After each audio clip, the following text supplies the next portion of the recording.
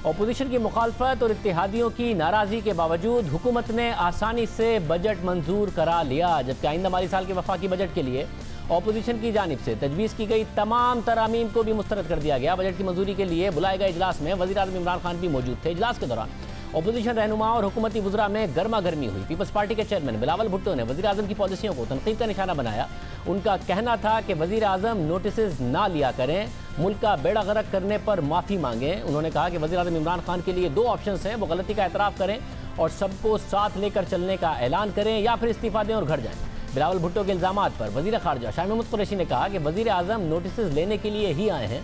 नून league के रहनुमा ख्वाजा आसिफ और वफाकी वज़ीर science and technology Fawad Chaudhry में भी गर्मा गर्मी हुई।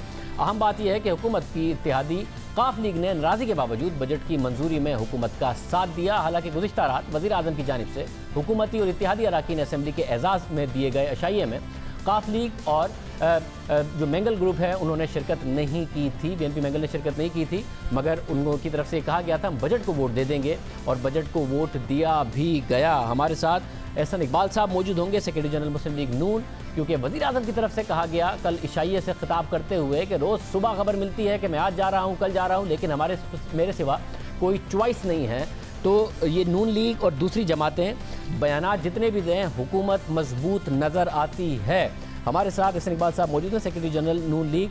एहसन इकबाल साहब बहुत शुक्रिया। एहसन इकबाल साहब, बजट भी पास हो गया और आसानी के साथ पास हो गया। वज़ीर आज़म भी एक कंफर्टेबल पोजीशन में नज़र आते हैं, इत्तेहादी नाराज़ भी हों उसके बावजूद भी इत्तेहादियों ने आंखें दिखाई भी, मगर बजट मंजूर कराने में आंखें बिछाई भी। आप लोग कुछ नहीं कर सके, हुकूमत मजबूत है।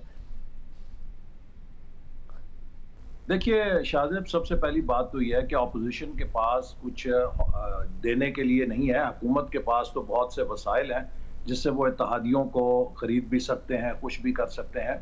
आपने देखा कि इत्तेहादियों ने आंखें ज़रूर दिखाई, लेकिन जब वोट डालने का वक्त आया तो सब ने हुकूमत के साथ वोट डाला। तो जब तक उनके इत्तेहादी उनके साथ हैं तो एक अददी अक्सरियत असम्बली के अंदर उन्हें हासिल है। लेकिन आज की वोटिंग में आपने ये देखा, जो मैजिक नंबर है आधी तादाद से ज़्यादा वोट लेने का, 172 क्रॉस करने का, वो उसे नहीं कर सके। तो ये एक नफसियाती दबाव में ज़रूर हैं उनके इत्तेहादी, और ख़ुद उनकी अपनी सफ़ों के अंदर कुछ MNAs हैं जो उनसे नाराज़ हैं।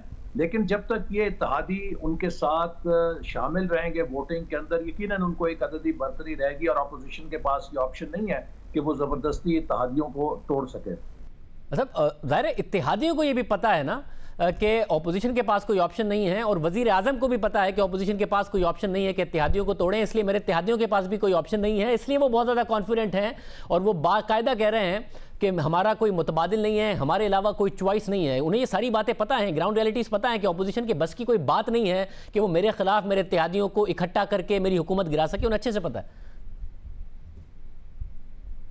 अगर माजी कोई इस बारे में हमारे लिए सबक रखता है तो इस किस्म के बयानात किसी मजबूती की अलामत नहीं है, बल्कि कमज़ोरी की अलामत है। जब इंसान अंदर से खोखला होता है, अंदर से कमज़ोर होता है, तो वो अपने आप को मजबूत साबित करने के लिए इस तरह के बयानात देता है। और वज़ीर आज़म का ये कहना कि मेरे अलावा कोई चॉइस नहीं है, तारीख का मुंह चढ़ाने के मुतरादिफ है, क्योंकि तारीख भरी हुई है ऐसे लोगों के बहुत बड़े बड़े क्लेम से कि जो वो समझते थे कि वो इंडिस्पेंसिबल है। मैं आपको एक मिसाल देना चाहता हूँ। आप 2007 में जाएं, फरवरी 2007 तक लोग कहते थे कि 2008 का इलेक्शन जनरल मुशर्रफ का है और 13 तक ये मौजूद है। उसके बाद 13 से 18 भी इनके अलावा कोई और नहीं है, चॉइस ही कोई नहीं है। आपने देखा एक महीने में हालात ने ऐसा करवट उठाई कि 2007 के अंदर ही जनरल मुशर्रफ चलते हुए। तो इसलिए इस तरह के बयानात से कोई मजबूत नहीं होता, असल बात उनकी कारकर्दगी है। और मैं ये बात आपके प्रोग्राम के जरिए पाकिस्तान के तमाम शहरियों को और स्टेक होल्डर्स को सुनाना चाहता हूँ कि ये हुकूमत मुल्क के लिए मुआशी खतरा बन चुकी है, क्योंकि इनके पास ना सलाहियत है गवर्नेंस की, ना इनके पास ये सलाहियत है कि ये मुल्क के अंदर एक ब्रॉड कंसेंसस पैदा कर सकें। और सबसे बड़ी बात यह है कि इस वक्त इन पर एतमाद खत्म हो गया। देखिए, कोई बजट या कोई मईशत एक माहौल के अंदर चलती है। जब मुल्क के अंदर क्राइसिस ऑफ कॉन्फिडेंस हो, क्राइसिस ऑफ डिसीजन मेकिंग हो, किसी सरकारी दफ्तर में कोई फैसला करने के लिए तैयार नहीं है क्योंकि एक इंटिमिडेशन की फजा है, वैसे वो उधर पाकिस्तान में हुकूमतें गवर्नेंस और पॉलिटिक्स दोनों से चलती हैं और ज़्यादा बड़ा किरदार पॉलिटिक्स का होता है। अगर किसी हुकूमत की पॉलिटिक्स फेल हो जाए, गवर्नेंस अच्छी भी हो, तो उसके लिए सर्वाइव करना मुश्किल हो जाता है। और आप तो से ज़्यादा ये हिस्ट्री किसको पता है?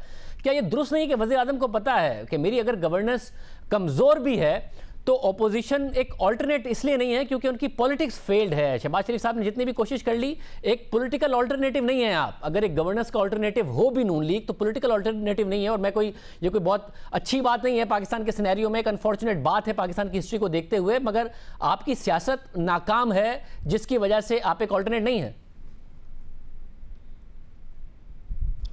देखिए शाहजेब, उसमें एक हद तक तो इस चीज को भी और इस सोच को दखल था कि हम नहीं चाहते थे कि इस हुकूमत को प्री मेच्योरली डिसलॉज किया जाए ताकि ये शहीद ना बने। इमरान खान साहब ये ना कहें कि पाकिस्तानों, मैंने तो आपके लिए चांद और सितारे तोड़ लाने थे, मुझे ऑपोजिशन ने चलने नहीं दिया। तो इनकी इनकॉम्पिटेंस को फुली एक्सपोज करना भी एक हमारी हिकमत अमली थी। और मैं समझता हूँ कि अब 2 साल काफी अरसा है, हर किसी को यकीन हो गया है। आप देखिए कि तवातर से जो क्राइसिस आए हैं, हर चीज को इन्होंने बिगाड़ा है। चाहे वो पोलियो है, हम 0 पे चले गए थे, अब आज हम रेड जोन में चले गए हैं। डेंगू आया, उसको मैनेज नहीं कर सके। लोकस्ट आई, उसको नहीं मैनेज कर सके। कोरोना के ऊपर हम पूरी दुनिया का एक तमाशा बन गए हैं और ये हमें कह रहे हैं कि दुनिया हमसे सीख रही है। दुनिया हम पे बैन लगा रही है कि पाकिस्तान के लोगों को आने में बंद करो। आज ये सब की इनकी नाकस हिकमत अमली की वजह से है। इसी तरह जो हमारे कारोबारी इदारे हैं वो अब सब बंद हैं। इंडस्ट्री मफलूज है, ताजिर परेशान है, छोटा कारोबारी परेशान है। अभी इन्होंने जो पेट्रोलियम के ऊपर झटका लगाया है, इसका जो एक वेव आएगी महंगाई की, बिजली महंगी होगी, गैस महंगी होगी, ट्रांसपोर्टेशन महंगी होगी, आप देखिएगा कि यहाँ पे हशर और गदर क्या मचेगा।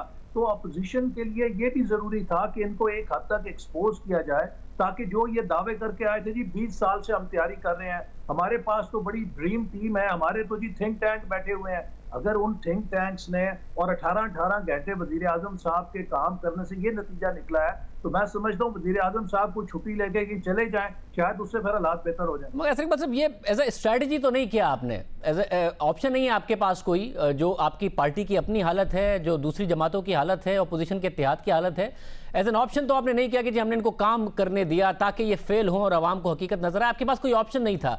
और वैसे भी हुकूमत को 5 साल तो मिलने चाहिए, अगर अपनी गलतियों से सीखें, अपनी गलतियों की तस्हीह करें, मुल्क की गवर्नेंस को बेहतर करें, उसका मौका तो उसको मिलना ही चाहिए। देखिए, हम ये जरूर चाहते हैं कि ये हुकूमत किसी भी तौर पे शहीद ना बने, मजलूम ना बने, ये मुकम्मल एक्सपोज होकर जाए ताकि पाकिस्तान की सियासत से ये जो झूठ और धोखे के ऊपर बुनियाद रखी थी ये खत्म हो। लेकिन इसके साथ मैं ये जरूर कहूंगा कि ये भी एक बहुत बड़ा खतरा है कि जितनी देर ये रहेंगे, जितनी ये मिस गवर्नेंस जारी रहेगी, हमारा क्राइसिस जितना डीप होता जा रहा है, खुदा ना खास्ता 1 साल बाद ये हालत ना हो कि कोई ये हुकूमत संभालने के लिए तैयार ना हो। आपको कुर्बानी के बकरे तलाश करने पड़े कि कौन है जो आके कुर्बानी का बकरा बनेगा, लोगों के पत्थर भी खाएगा और मुल्क को ठीक करने की कोशिश करेगा। बहुत शुक्रिया हसन इकबाल साहब हमारे साथ मौजूद थे।